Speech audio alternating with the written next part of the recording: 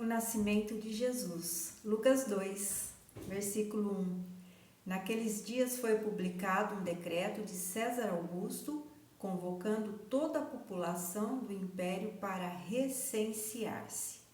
A história tem início com uma nota histórica acerca de um decreto imperial de um recenseamento no mundo romano.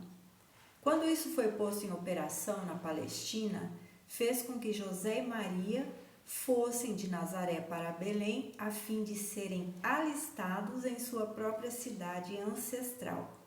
E nesse tempo, lá mesmo, o Salvador do mundo nasceu. Não era exigido que as mulheres se registrassem. Então nós entendemos que foi por providência divina que Maria foi para Belém com José, estando já perto de dar à luz. A cidade deveria estar cheia por causa do recenseamento, por isso não encontraram hospedagem. Versículo 7. Enfaixou-o e deitou-o numa manjedoura, porque não havia lugar para eles na hospedaria. O céu se manifestou com relação às boas novas, e um anjo levou aos pastores nos campos a notícia do nascimento do menino. Versículo 10. Não temais, vos trago boas novas de grande alegria. É que hoje vos nasceu na cidade de Davi o Salvador, que é Cristo, o Senhor.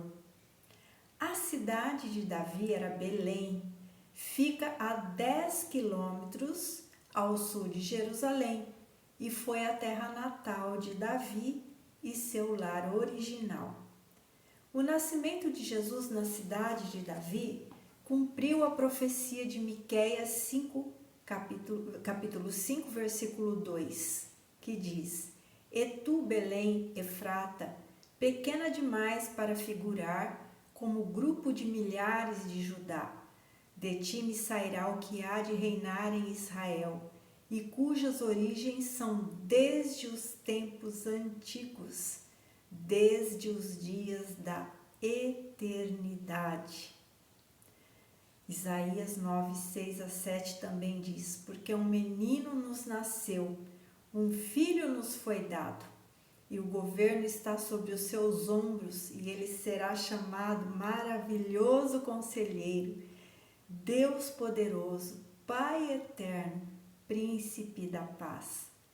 Ele estenderá o seu domínio e haverá paz sem fim sobre o trono de Davi e sobre o seu reino, estabelecido e mantido com justiça e retidão, desde agora e para sempre. O zelo do Senhor dos Exércitos fará isto.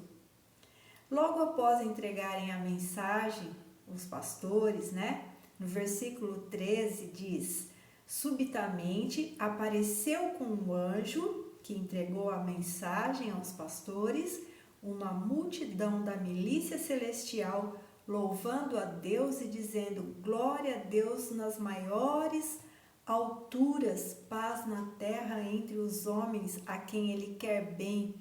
Ou, em outras versões, aos homens de boa vontade. A frase homens de boa vontade é um hebraísmo e significa homens que são os objetos da vontade de Deus. Os pastores foram apressadamente e encontraram o bebê recém-nascido através do sinal que o anjo deu a eles. E depois disso, estes espalharam por toda parte a mensagem do anjo com respeito à criança. Lucas prossegue contando a impressão produzida entre aqueles que ouviram a história e dá a entender que havia um contraste bem grande entre a reação momentânea e superficial de maravilha, que as pessoas se maravilhavam por ouvir o que eles relataram, e, porém, os pensamentos e sentimentos profundos de Maria. No versículo 19 diz: Maria, porém, guardava todas estas palavras, meditando-as no coração.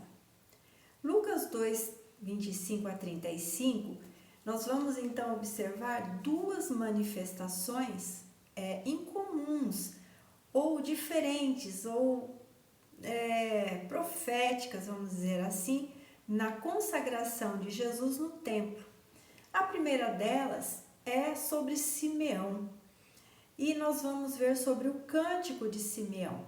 O cântico de Simeão demonstra um profundo enlevo espiritual, um homem justo e piedoso que aguardava a consolação de Israel. O Espírito Santo estava sobre ele e tinha uma promessa que ele não morreria antes de ver o Cristo do Senhor. E ele, movido pelo Espírito, foi ao templo justamente no dia da consagração do menino, conforme a lei ordenava. Tomando o menino nos braços, louvou a Deus, dizendo que poderia morrer, pois os seus olhos viram a salvação do Senhor. E ele diz: porque meus olhos viram a tua salvação, a qual preparaste diante de todos os povos, luz para a revelação aos gentios e glória do teu povo de Israel, conforme Isaías predisse. Vamos ver então Isaías 42:6, que diz: eu, o Senhor, te chamei em justiça, tomar-te-ei pela mão e te guardarei, e te farei mediador da aliança com o povo e luz para os gentios. Que interessante observar que já haviam profecias que Jesus se manifestaria em salvação, não somente para o seu povo de Israel, né? Porém também para os gentios, seria luz para os gentios. E então está cumprindo as palavras proféticas a esse respeito, né? Seu modo de dirigir-se a Maria mostra que ele, o Simeão, né, possuía alguma compreensão do significado das profecias que davam uma sombra antecipada dos sofrimentos do Messias. Aí ele diz uma palavra contundente, uma palavra profunda e uma palavra até assim difícil. Ele diz: eis que este menino está destinado tanto para a ruína como para o levantamento de muitos em Israel e para ser alvo de contradição. Também uma espada transpassará a tua própria alma, para que se manifestem os pensamentos de muitos corações.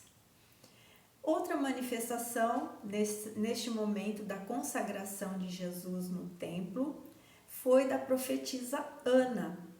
A idosa profetisa Ana confirmou o testemunho de Simeão relativamente à criança. No versículo 37 ela diz: esta não deixava o templo, mas orava noite e dia em jejuns e orações. Mas o versículo está dizendo que ela era uma viúva de 84 anos, que depois de se casar, ficou apenas 7 anos casada e ficou viúva.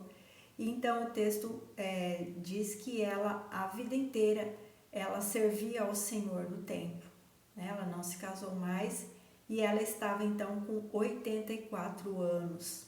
No versículo 38 diz: e chegando naquela hora, dava graças a Deus e falava a respeito do menino a todos os que esperavam a redenção de Jerusalém. José e Maria voltaram a Nazaré após o cumprimento de tudo quanto a lei prescrevia.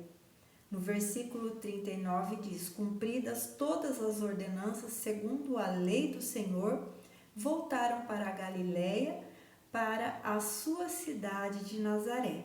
No versículo 40 diz: crescia o menino e se fortalecia, enchendo-se de sabedoria, e a graça de Deus estava sobre ele. Que explanação maravilhosa de Lucas a respeito do nascimento de Jesus. Sublime, só Ele para relatar desta forma esses acontecimentos de maneira tão maravilhosa.